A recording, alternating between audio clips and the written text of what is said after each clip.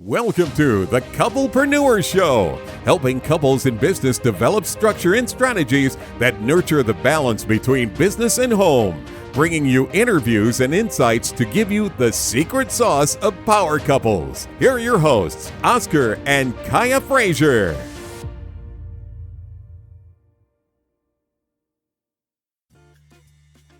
Business owners, entrepreneurs, couplepreneurs, people thinking about getting into business, those that may be afraid to get into business. If any of those things sound remotely like you, this show is for you. Today, we're super excited to introduce to everyone a very special guest. But before I do that, let me turn everything over to Kaya so she can do her thing. All right, so let's acknowledge our sponsors. We have Talk Shirt to Me, shirts that speak and help you express your style. They have a lot of cool slogans, so make sure you go out there and get you a shirt. All you have to do is go out to talkshirttome.com. And then we also have Carolina Runners, family-owned trucking company. Owner-operators looking for an authority, please make sure you check them out. You can find them at carolina-runners.com. I feel like I need to start paying you to do those. You're doing pretty good at that stuff, man. You are blowing that stuff out of the water. All right, so let me give everyone a backdrop as far as why I think this guest is especially important. Most entrepreneurs that jump out of their, let's say if you're a married couple or your boyfriend and girlfriend, what have you, and you decide to start a business. Most of the time, you're going to be, probably still working in corporate. You may have a 9-to-5 job, something that you're already doing. And then you slowly start to work your way into entrepreneurship, where maybe one person leaves out first and the next one leaves out, and pretty soon you're both entrepreneurs, right? And self-employed. The other side of that is the nuances that happens when you are married and trying to start a business, right? So Most of us that have been in that world, we know the ups, the downs, the good, the bad, and the ugly. So without further ado, let me introduce to all of you Mrs. Tonya Cross. Tonya, how's it going today? Everything is going great. Hello to your listeners. Glad to be here. All right. So Accented Glory, that's the name of your company. But I think before we go into that company, I'd love to just hear more about you, your entrepreneurial journey. And from my understanding, you have a fellow entrepreneur inside your house as well. Yes. My husband was the first of us to start his entrepreneur journey. He set me down and told me about his decision to leave corporate America. And he had a plan already in place, and we started implementing that plan, and he basically transitioned into entrepreneurship. Once we got him established in his businesses, then it was my turn. So then what we sat down, once again, we came up with a plan of what that would look like. For me, I chose to continue to work my 9-to-5, my day job, but I also wanted to experience the entrepreneur journey as well. So we figured out what that looked like for us as a couple, and we started implementing that plan. For me, my 9-to-5, I am a registered pharmacist. I work in long-term care, and I do pharmacy services for a nursing home. My brand is Accented Glory. Through Accented Glory, I create handcrafted women's fashion accessories. And I do natural hair accessories and Afrocentric jewelry designs. So that's a summary of our journey together and my journey and what that looks like for us. So question for you. When your husband first came to you and had that conversation with you about jumping into entrepreneurship, give me, what was your raw thoughts and feelings whenever he approached you? My raw thought was, have you lost your mind? Because you know, we had established a lifestyle, and a lifestyle we had become very comfortable with. And I knew when he said that it was definitely going to be a transition. And things were definitely going to change, because basically we were going to go from two comfortable incomes that had created a lifestyle that we both enjoyed to building an income. Right. Yeah. But when he shared his plan and what his plan was, it made me feel more comfortable about, his plan and what he was trying to do. Understood. I like the fact that y'all actually sat down and he already had a plan in place that he wanted to kind of introduce to you. I love that fact. I know for us, we always tell couples that we work with that are both looking to venture out into entrepreneurship that they need to get transparent in the very beginning before they even take that step out. So I'm happy to hear that y'all got very transparent with each other first before he actually made that leap. That is really good. Yeah. I want to get down to some more PG-13 sort of topics, okay. Right? Here's why. Right. So when we think about like balancing your day job and entrepreneurship and all this stuff, right? I mean, most people already are tired, right? When they get off work at 5 and they've driven into traffic, they may get home around 6. Then they're trying to maybe get, the little ones down. They're trying to make dinner. So by the time they actually can breathe for a second and do something that they actually, quote unquote, want to do, it may be 8 or 9 o'clock, right? How was that journey for you, Tonya, when you had to balance the 9 to 5 with your entrepreneurial journey? That drive home from my 9 to 5 is my downtime. I use that as an opportunity to transition from doing what I do during the day to coming home to my family, coming home to my husband, and I have to put my wife's hat on and get ready. Sometimes it takes me longer than others. So I sit out in the driveway for a few minutes. My husband understands.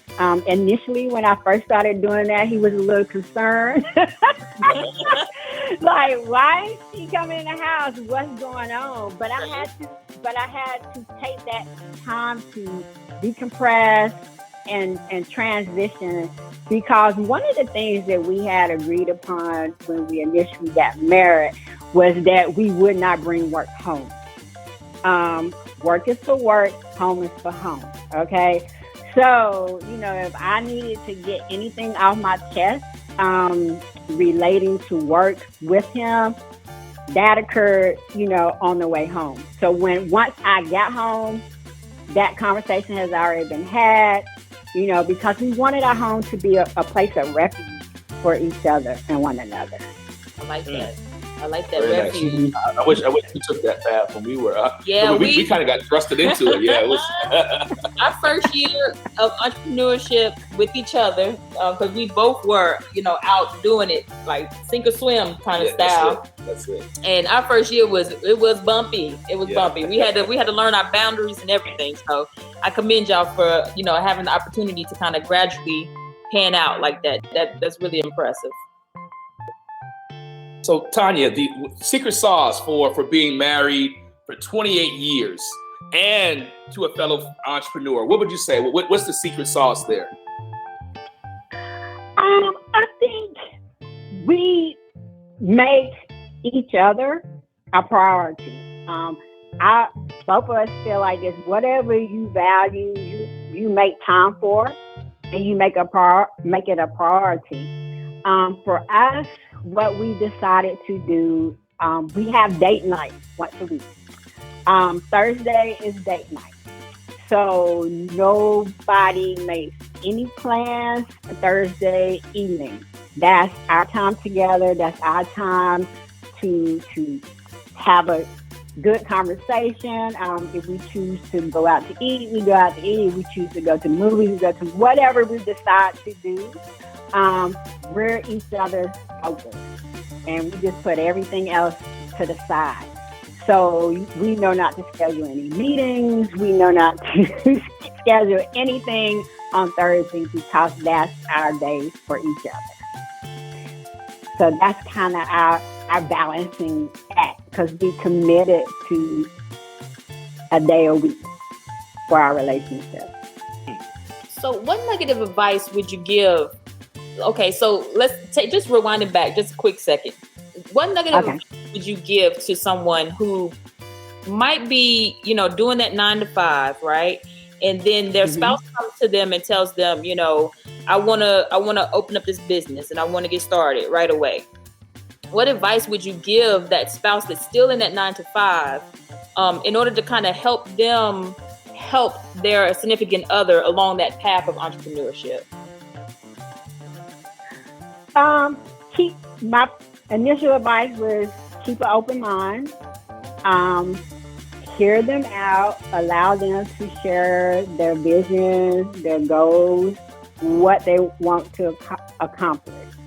And once you hear them out and hear their plans, be that helpmate, be that person that supports them, be that person that's basically their number one fan.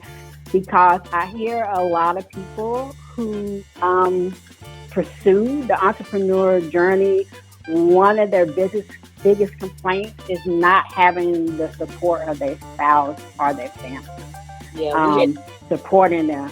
And that makes the journey harder when you don't have that support, within your immediate family. I definitely agree with that. We hear that a lot. Like, we hear a lot where, someone's decided to do it and the other person is kind of on the fence or against it. And then it's like the support goes out the window, and it does make it harder. It makes it a lot harder. Yeah. And not only that, I think what happens sometimes, which I'm so happy to hear, Tonya, the way how you and your husband did it was very different. But often, one person will have an idea or a like this plan. And what will happen is he or she is not fully explaining that to the other mate, right? So it's kind of in piecemeal, right? And so the other mate that's in the 9 to 5, they're like, well, you really haven't told me what the true end-to-end idea is, right? And I think sometimes that can be problematic, right? In a lot of relationships. So I'm super glad to hear that was not the case, for you, Tonya, because again, Kai and I, we kind of got thrusted into this thing, so we had to learn as we go. Right. Yeah. And then, even though he had a plan and he had decided how it was going to work out for him, plans don't always work out. So, like I said, you also have to be flexible as well, because you can plan one thing and then something else happens. Just like it's not predictable. Just like this pandemic, we're experiencing now and we're going through. Nobody could have predicted this, So you also have to be flexible as well. Perfect example. Yeah, and I think that's actually a great segue, right? Because one of the other aspects to this is once you have started a business, right, and you're out there and you're moving and you're trying to sell to consumers and to your target market, the other side of this is brand visibility, right? Is how do we figure out ways to get that new brand or that brand period into your consumer's face, right? And to your point, Tonya, with last year happening with the pandemic, we had to almost, if you were not an online branded company, you had to get there really quickly if you wanted to stay open. That's right. So exactly. I would love to hear your journey with that and kind of how people can gain and leverage online brand visibility. My journey with that, actually, my business did great during the pandemic because we already had that online presence and that online existence, but We did have to make some shifts because we had to figure out how to totally depend on it to maximize and optimize reaching our target audience and reaching our ideal customer. Because prior to the pandemic, I went to vending events and shows, so I got that customer base as well. But then when the pandemic happened, I was strictly dependent with an online presence. So the way I did that is I had to figure out, where is my target audience at online? Where are the predominant people at? So what I did, I went back. I'm a numbers kind of girl, so I always look at my numbers. So I went back, looked at my online shop. So I said, what platform is driving the most traffic to my online shop? And I discovered that it was Pinterest. So then I had to figure out, how do I optimize Pinterest to draw more traffic from there to my online site? So, you have to be willing to invest in your business as well. So what I ended up doing is hiring a Pinterest coach, because I knew that I needed to figure out how to optimize this platform. So I invested in myself and I hired this person, and it was a win-win. I mean, the money I invested, I got it back, because it was a great return on investment, because I figured out, looking at my numbers, that's where my audience was, so let's optimize this platform. That is really solid. Like, for most entrepreneurs, they take on that role of trying to do everything. Trying to build the brand, market the brand, do the books, do the accounting, try to take on everything. And a lot of times we tell people, hey, look, you have to hire someone that knows it better than you do in order to get it done. Exactly. And it also takes up time for you to be able to do other things. So to hear that you hired someone to help you with the Pinterest and building that audience, that is really solid. I think more people need to take that approach. Invest in yourself, pay someone to help you, build and get your brand out there. Yeah. I'll tell you, a couple months ago, we had a conversation with another business owner. And I remember we spent some time on this very topic. Mm-hmm. Like for example, right? Tonya, you already said that you are in the pharmaceutical industry as a pharmacist. And then your business with Accented Glory is something different. So to try to add on another component of being like an online guru or like a brand, Pinterest guru, would only just burden you more, which would probably begin to deter you from your actual goal of selling product, right? And right. I think that with some of our clients that come to us, they usually get nervous about that initial notion of setting aside a branding budget, right? And setting aside a budget to say, this is going to go to outsource the things that I'm not good at, and just being willing to do it. And that way you can really now focus on your brand, so totally hear exactly. For, no doubt. Exactly. Because I know what I'm good at is making my products, because all of my designs are handcrafted. So I'm the one physically making the product. Okay. That's my gift. That's my creativity. So as the brand owner, that's where my focus needs to be. So like you said, if somebody can save me all the research, save me tips from, experiencing pitfalls, then to me it's worth it, because I get to where I want to be a lot quicker. So it was worth it. It definitely was worth it for me. For sure. In the Lean Six Sigma world, we used to call this COPQ, which is the cost of poor quality. And there was also COPC for cost of poor communication, right? And what would happen is we would sit there with the client, and at that point I was on the federal side, but we would sit there with them and we would let them explain to us all of the reasons why they should do it on their own, right? This is why this process works the way that it does. And then what we would do is we would use statistics and some math to show them the actual cost of doing it incorrectly, right? And how much rework costs. Yes. And when we would show them that, it'd be a no-brainer, because they would see that and say, well, if I pay you $100K, now you're thinking I just lost $100K. But what they don't see is the cost of poor quality, poor communication, rework might cost them $300,000. And so exactly. Micro level to like a business like yours, if your job is to make handcrafted jewelry or handcrafted products, I mean, the margin of error there is probably very small, where you just can't afford to make a mistake like that, Exactly.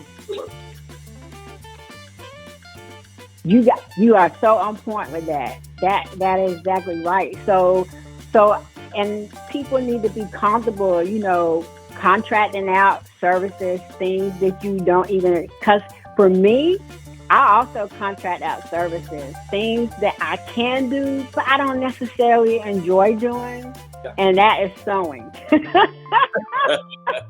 That is my thing. So I contract out that service. And I have a seamstress who does the sewing for me, because that is something I just don't enjoy doing, and it's something that I want to continue to enjoy making my designs and making my products. So whatever it takes for it to continue to be a pleasure for me, then that's what I'm willing to do. Yeah. That's outstanding. Tonya, what does your ideal client look like, right? So you make the products. Is it for a certain age demographic, certain group? I mean, what does it look like?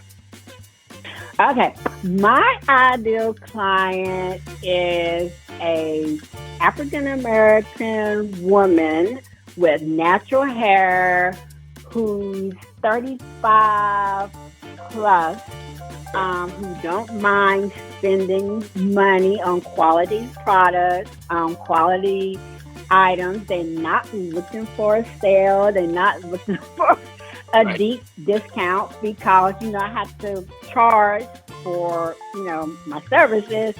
So that's my ideal customer. And they have natural hair, because my products, my hair accessory designs are crafted for women with natural hair, because you use fabrics and materials that minimize damage to natural hair. So yeah. Kaya's eyes are starting to get big over here. She's got natural hair, and she's definitely 35. Definitely 35 and up. Wait a minute, no doubt. Plus margin there. I'm not supposed to be telling all of that, Oscar. But yeah, I definitely am going to go out after this and check out some of your products and get my hands on some things. So I've been looking for things that, I can put into my hair that don't cause breakage and all that good stuff, and accessorize it and then make it look glamorous and spruce it up. Right. But can I add something to that though? Sure. Because I don't like people. I know a lot of times people feel like once you narrow down your ideal customer, that doesn't necessarily mean other people won't be attractive to your product. But the reason why you're narrowing down that customer so you can speak that customer's language. Now, if other people hear that language and still listen to it, great, fine. But it helps you pinpoint who you're trying to reach. You're not eliminating anyone. And a lot of times people feel like they're eliminating people. Because for me, one of my creative muses is cowrie shells. Okay, so a cowrie shell significance to an African American woman is going to be its African roots. Okay, yeah. But a cowrie shell to someone outside of that culture, they think in beach wear, island wear. Okay, so I'm still attract that audience outside of my target culture because of that.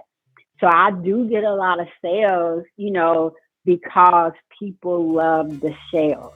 Does that make sense? You know, you put your target. Yeah. Everything else is icing on the cake. That's it. Yeah. Exactly. And so, and still, you know, my photos, my pictures still represent my target audience, but I still get sales outside of that audience. It's all the time. Excellent. So it's a win-win. Yeah. That's a nice little nugget for our listeners as well. Narrow down your audience to specifically who you're going for. Stop trying to boil the ocean. Yes, that's right. Because sometimes if you try to go too wide and too deep, you miss everybody. That's it. Yep. So Tonya, how can find you? If they want to buy some of your products, where should they go? Okay, I'll make it easy for people to find me. My handle is @ScenicGlory, which is my brand name across the board on all social media platforms. My website is @ScenicGlory.com. You can purchase from us on Amazon and Etsy. I have both online shop on both of those platforms. You can just do Amazon and type in @ScenicGlory. My shop will pop up. Type in Etsy and @ScenicGlory. My shop will pop up. So I make it real easy for people to find me. It's my brand name. We include all of that in the show notes so that everybody can get access to that. If, you know, as they're listening to this episode, and go back in there and find you immediately. Yep. That's it. I appreciate that too, guys. Thank you. Sure, No problem. Yeah, so this has been an absolute pleasure, you know, talking with you, Tonya. We would love to definitely have you back on the show, you know, soon, just to talk to more about that brand visibility component and about outsourcing, and I mean those sorts of things. I think is so critical. And of course, if your husband, if he's up to it, he's welcome to come onto the show as well. We always love having, you know, couples talking, or just get his perspective on his entrepreneurial journey as well. We always open to stuff like that. Yeah, I'll be excited and glad to come back. Yeah, we can do that. Okay, cool. So if you can, hang tight. We're going to ask you a couple more questions, and we'll be right back.